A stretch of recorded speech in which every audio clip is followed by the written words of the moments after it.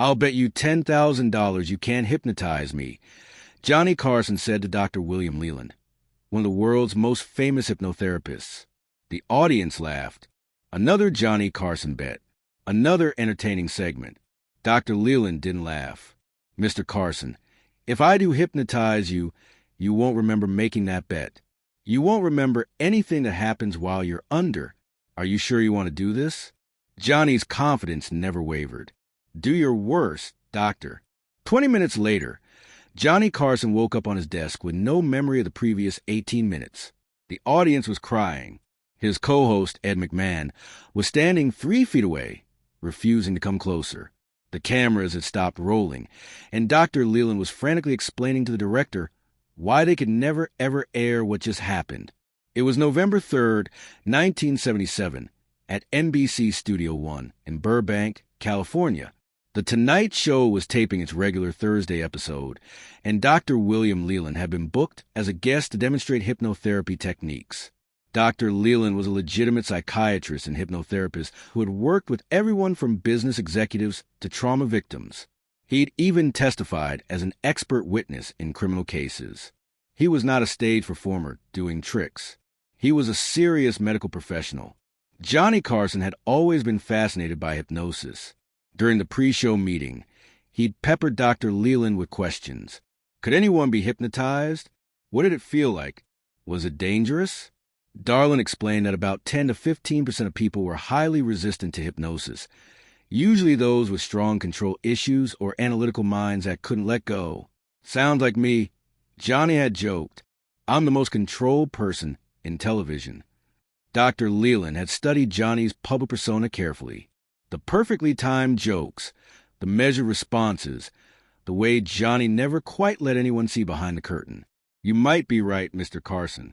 People like you, high achievers who built their entire identity around control, they're often the hardest to hypnotize. That's when Johnny made the bet. $10,000 that Dr. Leland couldn't put him under. The producer loved it. Great television. The audience would eat it up. Dr. Leland had hesitated, but Johnny was insistent. Let's make it interesting. Document. If you could actually hypnotize me, I'll donate $20,000 to your clinic. If you can't, you owe me 10 grand. What nobody knew was that Dr. Leland had a strict policy about hypnotizing people on television. He'd done it before, but only with volunteers he'd screened privately. He never went deep with subjects. Surface-level hypnosis only. Make them feel relaxed, maybe forget a number, nothing that could access real trauma or suppress memories. But Johnny Carson was insistent, and the producer was pressuring him, and Dr. Leland made a decision he would regret for the rest of his life. He agreed. The segment started normally enough. Johnny sat in a comfortable chair that had been brought onto the set. Dr. Leland sat across from him, speaking in that measured, calming voice. Johnny, I want you to focus on my watch. Just watch it swing back and forth, back and forth. Your eyelids are getting heavy. The audience giggled. This was classic hypnosis stuff. Johnny was playing along, his eyes following the watch with exaggerated focus. Ed McMahon was making faces from his desk, getting laughs. It all seemed like typical Tonight Show comedy. But then something shifted. Johnny's breathing changed. His shoulders dropped. The slight smile that was always on his face, that famous Johnny Carson smile, disappeared completely. His features went slack. His eyes, still open, were staring at nothing. Johnny, can you hear me? Dr. Leland asked.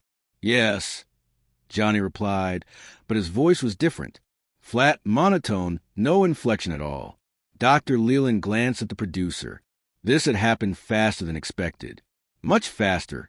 Johnny Carson had one of the most powerful conscious minds in entertainment, but apparently his subconscious had been waiting for permission to rest.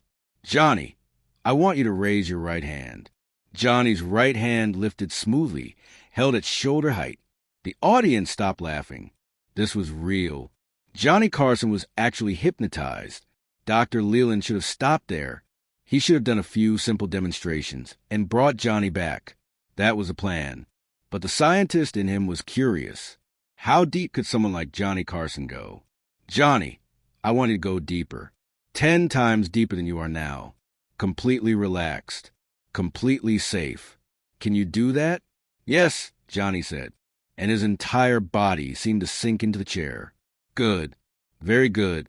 Now, Johnny, I'm going to ask you some questions, and you're going to answer them honestly. Do you understand? Yes.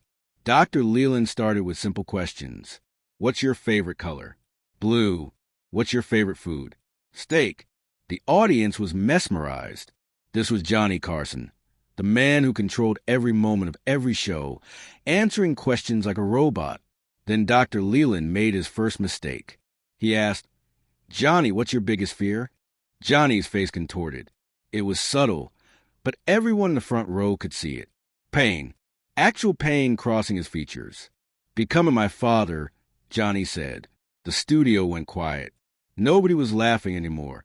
This had stopped being entertainment. Dr. Leland should have redirected right then, but he was in his element now. The psychiatrist exploring a patient's psyche. Tell me about your father, Johnny. He never smiled, Johnny said, his voice still that eerie monotone. He never told me I did anything right. Nothing was ever good enough. I became a comedian to make him laugh. He never laughed, not once. Ed McMahon had stopped making faces. He was watching his friend reveal wounds that Johnny had never shared in 15 years of working together. How did that make you feel? Dr. Leland asked. Empty, like I was performing for a ghost, like nothing I did mattered. Someone in the audience started crying. The director in the booth was frozen, unsure if he should cut to commercial. This was real therapy happening on live television. Dr. Leland made his second mistake. Johnny, is there a memory from your childhood that still hurts? Johnny's breathing became rapid. His hands gripped the arms of the chair. The fire, he whispered. What fire, Johnny? The house. I was 8 years old. I smelled smoke. I went to get my brother. He was younger, 5 years old. The hallway was full of smoke. I couldn't see. I called for him. He didn't answer. The audience was dead silent. This wasn't in Johnny's biography. This wasn't a story anyone knew. What happened next? Dr. Leland asked. And later, he would say this was a moment he realized he'd gone too far. But by then, it was too late to stop. I found him in his room. He was scared. I picked him up. We went to the window. The fire escaped, but I dropped him. And he fell 10 feet onto concrete. He broke his arm. He was screaming. It was my fault. Johnny's face was wet with tears now, streaming down his cheeks, but his voice never changed from that flat monotone. It was the most disturbing thing anyone in that studio had ever seen. A man crying without emotion in his voice, like his body and his voice were separate people. Dr. Leland realized the situation was spiraling. Johnny, that wasn't your fault. You were a child. You saved your brother's life. My father said I should have been more careful. He said I was clumsy.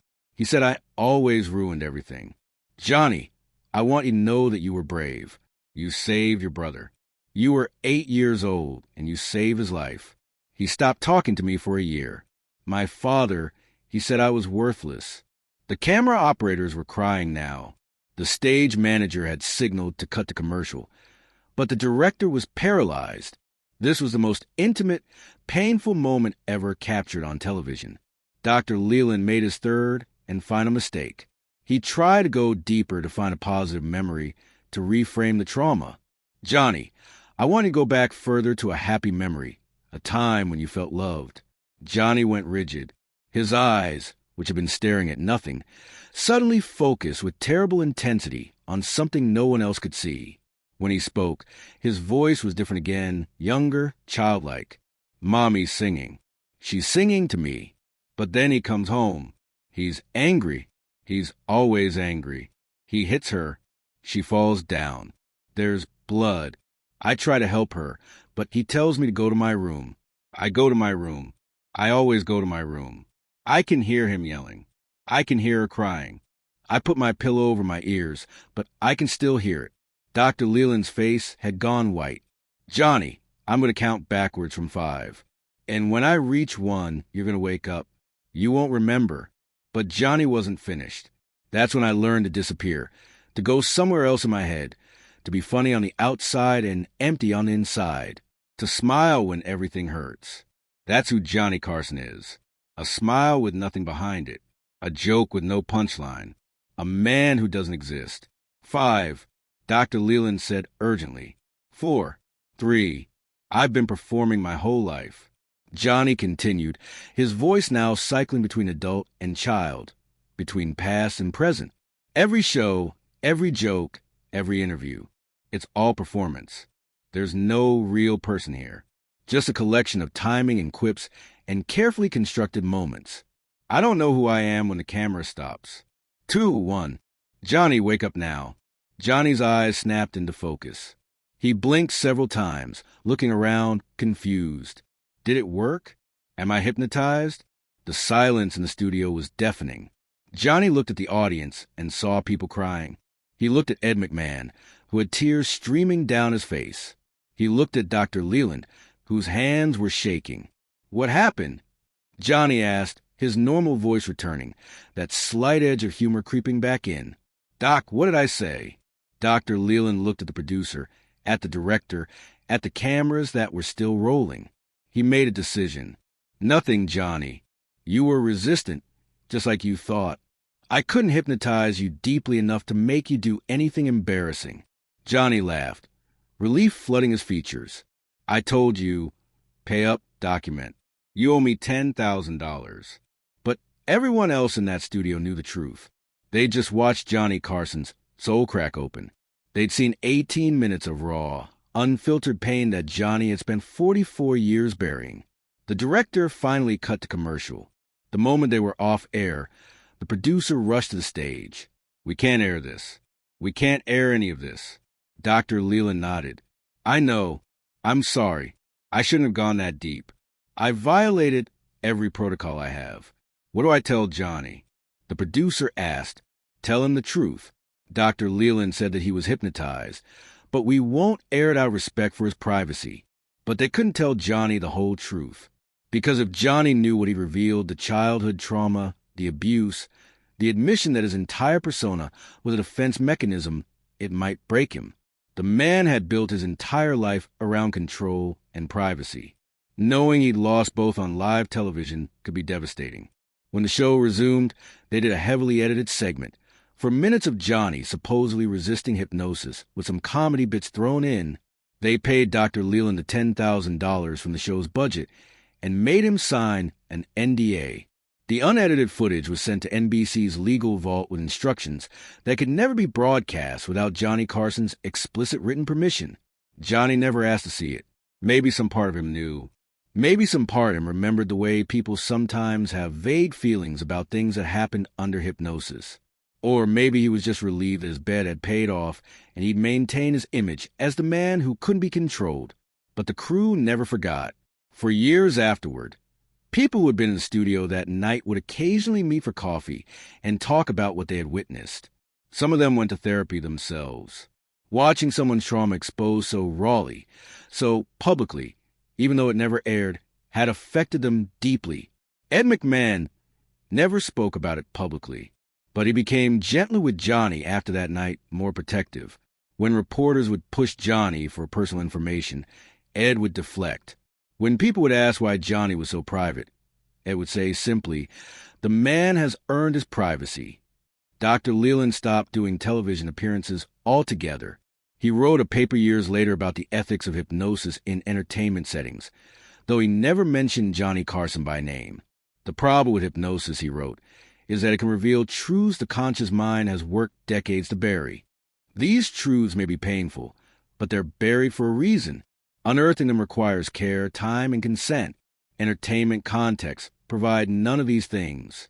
In 1992, when Johnny Carson retired from The Tonight Show, a reporter asked him if he had any regrets. Johnny gave his characteristic smile and said, I've never been hypnotized, if that's what you're asking. The reporter hadn't been asking about that at all, but the fact that Johnny brought it up made people wonder if maybe on some level he did remember. The unedited footage stayed in NBC's vault until Johnny Carson's death in 2005. His estate requested that it be destroyed, and NBC complied. The only evidence that the full hypnosis session ever happened exists in the memories of the 47 crew members and 214 audience members who were present that night. Some of them still won't talk about it. They say it feels like a violation to share what they witnessed even now. Others have shared fragments over the years. The crying, the childhood stories, the admission about performance and emptiness. But nobody has ever revealed the complete transcript of what Johnny said during those 18 minutes. The irony wasn't lost on anyone who was there. Johnny Carson spent his entire career being in control, being the one who asked the questions, being the one who decided what got revealed and what stayed hidden. For 18 minutes on November 3rd, 1977, that control was gone. And what emerged was so human, so vulnerable, so antithetical to the carefully crafted Johnny Carson persona that it had to be locked away. There's a persistent rumor among Tonight Show historians that Johnny watched the footage once in private a few months before he retired. The story goes that he requested it from NBC, watched it alone in a screening room, and then ordered it sealed forever. Nobody knows if this is true, but if it is, nobody knows how Johnny felt seeing himself so unguarded, so exposed, so honest. What we do know is this. Johnny Carson won his $10,000 bet, at least officially. But in reality, both men lost that night. Dr. Leland lost his confidence in using hypnosis for entertainment. Johnny lost something he could never get back. The certainty that his deepest secrets were still secret. The audience that night got something they never asked for. A glimpse behind the curtain of one of entertainment's most controlled performers. They saw that the man who made them laugh every night was built on a foundation of pain. That the smile was armor. That the jokes were defense mechanisms. That Johnny Carson, the king of late night, was also a scared little boy who never got his father's approval and never stopped trying. Years later, a psychology professor used the incident, without naming Johnny, as a teaching moment about trauma and performance. We all create personas, she told her students. We all protect ourselves with masks. Some people's masks are just more polished than others. But when the mask slips, even for a moment, what we see underneath is often heartbreaking. Not because a person is broken, but because we realize how much strength it takes to keep the mask in place.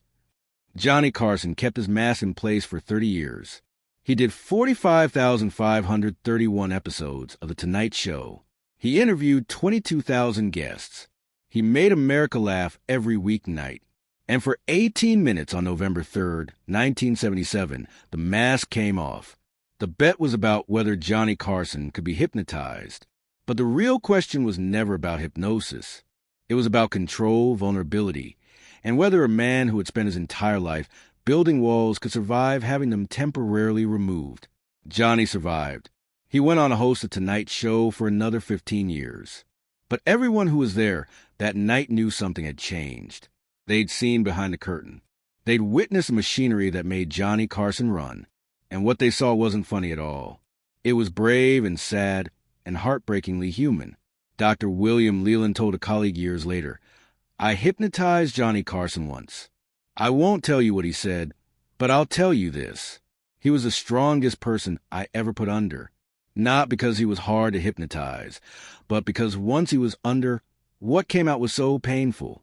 And yet, he'd been carrying around his whole life while making people laugh. That strength I can't even comprehend. The footage is gone now. Johnny made sure of that. But the story remains passed down through crew members and audience attendees. A reminder that everyone, even Johnny Carson, is fighting battles nobody knows about. He bet $10,000 that he couldn't be hypnotized. He lost that bet. But what he revealed under hypnosis was worth more than any amount of money. It was the truth. Raw, unfiltered, and devastating. The kind of truth that Johnny Carson spent a lifetime hiding behind perfectly timed jokes and that famous smile.